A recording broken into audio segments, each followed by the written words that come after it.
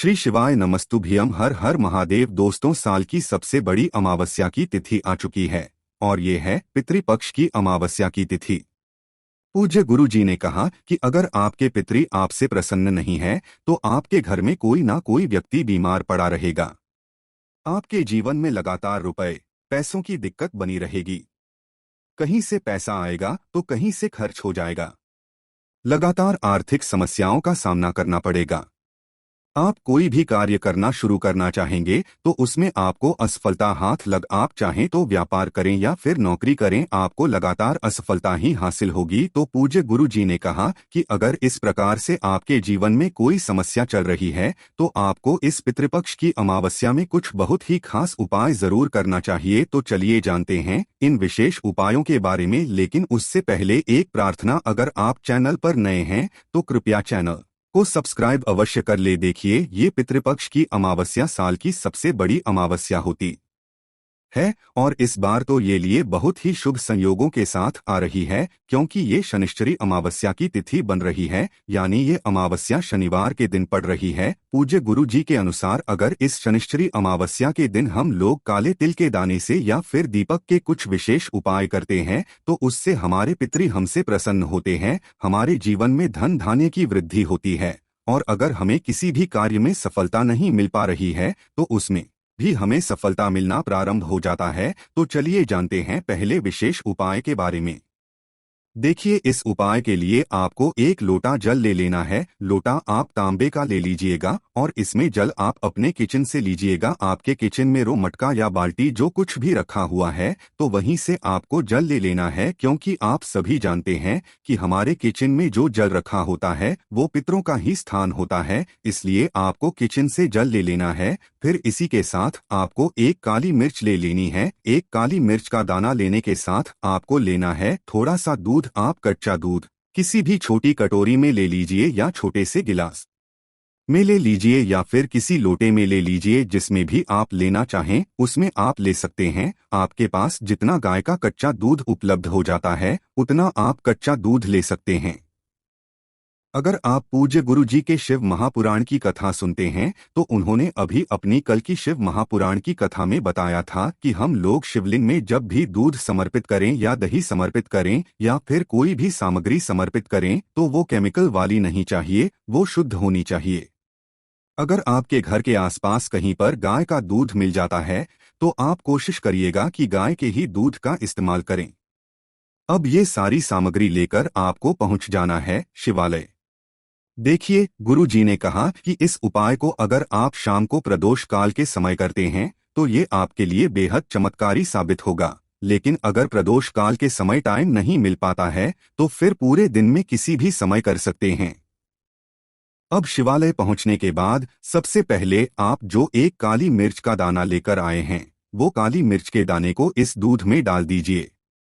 दूध अगर आप कटोरी में लेकर आए हैं या फिर छोटे से गिलास में लेकर आए हैं या फिर किसी भी लोटे में लेकर आए हैं तो उसी में आपको ये काली मिर्च का दाना डाल लेना है और 11 बार शंभेश्वर महादेव का स्मरण कर लेना है। फिर आपको ये दूध शिवलिंग के ऊपर धीरे धीरे समर्पित करते जाना है और लगातार शिव महापुराण के मूल मंत्र श्री शिवाय नमः या फिर ओम नमः शिवाय, इन दोनों में से किसी भी एक मंत्र का जाप कर लेना है। इसके बाद आप जल लेकर गए हैं, उस जल को भी धीरे धीरे शिवलिंग के ऊपर समर्पित करते जाइए और इन दोनों में से किसी भी एक मंत्र का जाप कर लीजिए और साथ ही साथ शंभेश्वर महादेव का स्मरण कर लीजिए।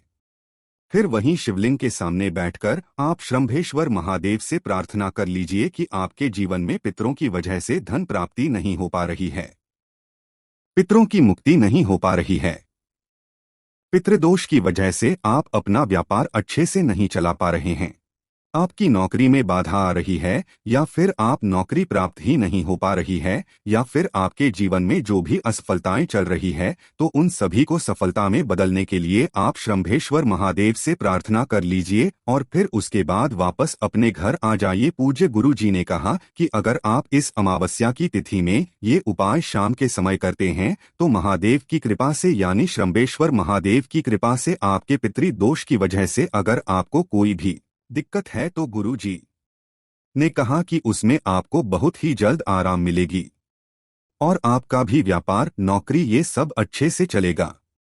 जिन कार्यों में आपको सफलता नहीं मिल रही है उनमें आपको सफलता भी मिलेगी।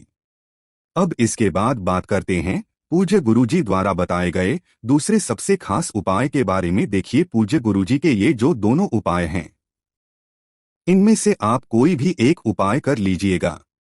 आप चाहे तो पहला कर लें और आप चाहें तो दूसरा कर लें, क्योंकि दोनों ही उपाय आपके जीवन से इन सारी समस्याओं को समाप्त करके आपको सुख, समृद्धि, वैभव, मान सम्मान, रोग मुक्त, बीमारी से छुटकारा, इन सभी के लिए बहुत ही खास उपाय है। इसलिए आप दोनों उपायों में से कोई भी उपाय कर सकते हैं। देखिए दूसरे उपाय के लिए आपको जरूरत पड़ेगी 2 दीपक की। दीपक आप चाहे तो मिट्टी का भी ले सकते हैं और आप चाहे तो अपने घर पर शुद्ध आटा मारकर उसका भी दीपक तैयार कर सकते हैं। एक दीपक में आपको लंबी रुई की बत्ती का प्रयोग करना है और एक दीपक में आपको गोल रुई की बत्ती का प्रयोग करना है। दोनों दीपक में आपको सरसों के तेल का ही इस्तेमाल करना है। देखिए अमावस्या की तिथि में लोग कोई भी दीपक प्रज्वलित करते हैं, तो अगर हम सरसों के तेल का इस्तेमाल करते हैं तो इससे हमारे पितृ हमसे अत्यधिक प्रसन्न होते हैं। इसलिए आपको दोनों दीपक में सरसों के तेल का ही इस्तेमाल करना है।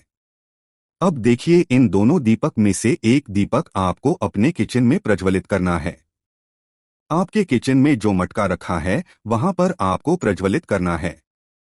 अगर मटका नहीं रखा है तो जो बाल्टी रखी है वहां पर प्रज्वलित कर दीजिए।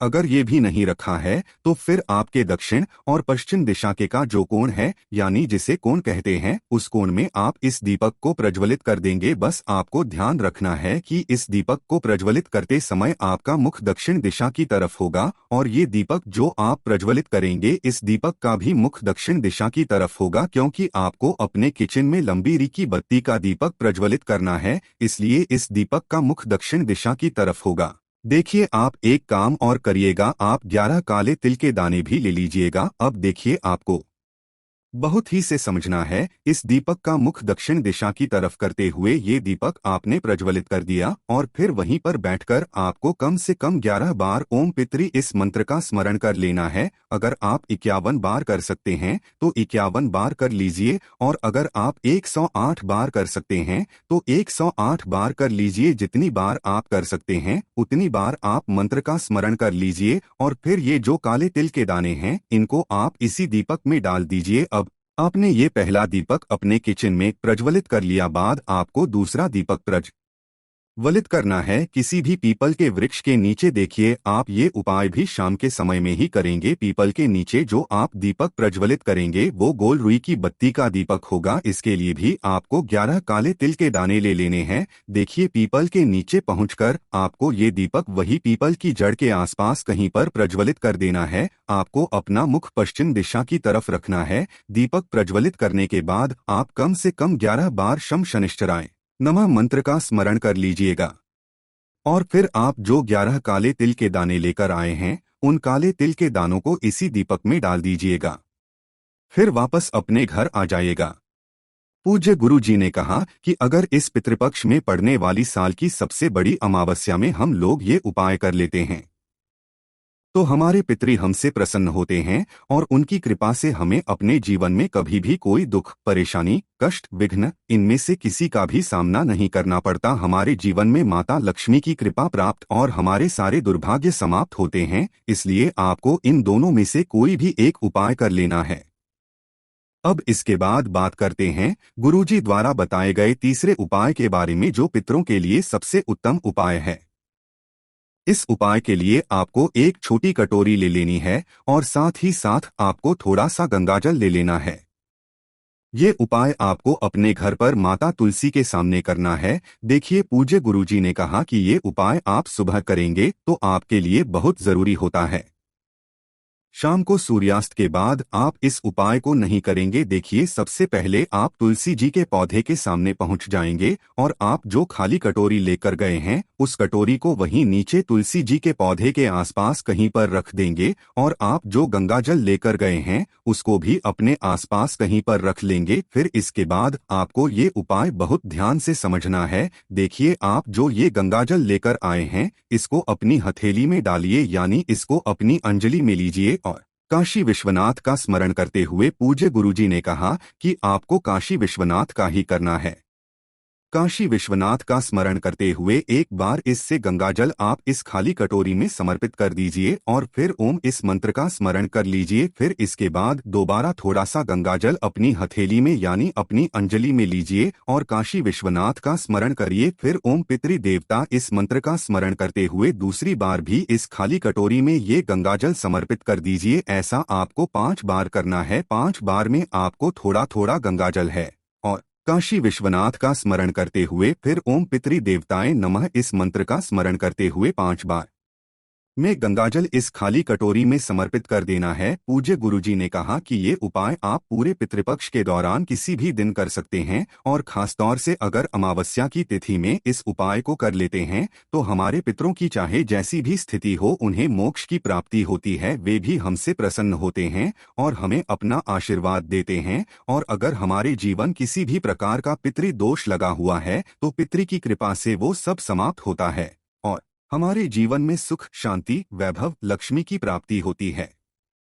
तो दोस्तों, ये थे पूज्य गुरु जी द्वारा बताए गए 3 बहुत ही खास उपाय। अगर आपको जानकारी अच्छी लगी हो तो वीडियो लाइक करिएगा। मिलते हैं फिर एक नए वीडियो के साथ। ओम नमः शिवाय। हर हर महादेव। जय शिव शंभू।